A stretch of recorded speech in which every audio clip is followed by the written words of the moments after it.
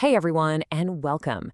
Have you ever tried to describe a really amazing friend, but the words good friend just fall flat? Well, today we're going to dive into the super colorful world of American English idioms, those special phrases we use to talk about our friends. You totally know that feeling, right? You've got that friend who's basically family, or that coworker you just instantly click with. Saying they're a good or best friend just doesn't quite capture the whole picture, does it? It doesn't tell the story of that unique connection you have. Well, it turns out there's kind of this secret code that native speakers use to pack in all that extra meaning and emotion. And that code is idioms. So today, let's unlock some of them together so you can talk about your friendships with way more color and, just feel more authentic. All right, so let's start right at the beginning. Picture this. You meet someone new and there's just that immediate spark. The conversation just flows. How do you even describe a moment like that? I bet you've heard this one before. To hit it off. It even sounds quick and energetic, right? And that's exactly what it's all about. It's that amazing feeling when you just click. No effort needed. So yeah, it literally just means to quickly become good friends.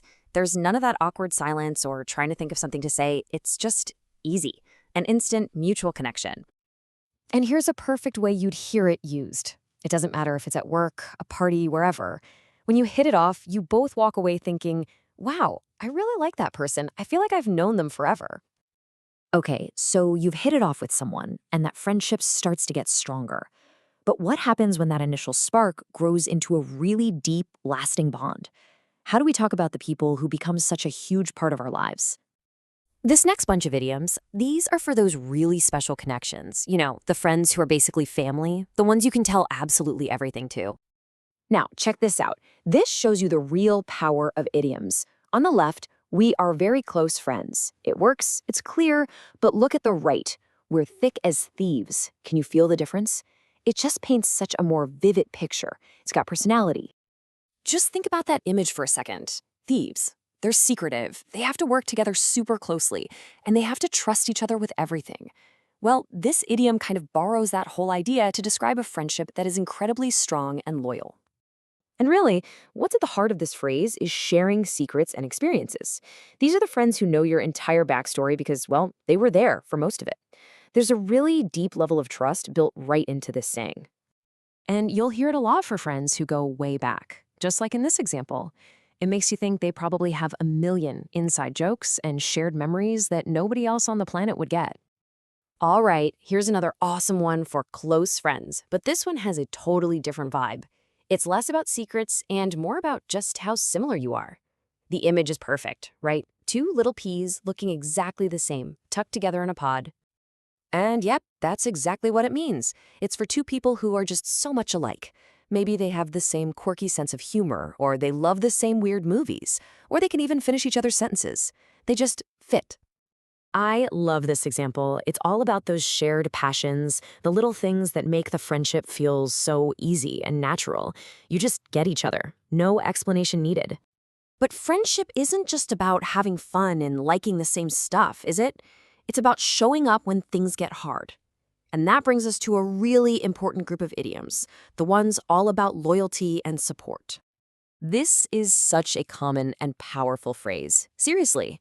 If you have someone's back, you are their rock. It's like making a promise that you're there to protect them and stand with them. And the key here is that it's all about action. It means you're ready to step up and defend your friend, to help them out no matter what's going on. It means without a doubt they can count on you. This is a perfect example of how it's used to reassure someone. Saying, I'll be there to have your back is way more powerful than just saying, good luck. It means, hey, you are not in this alone. We're a team.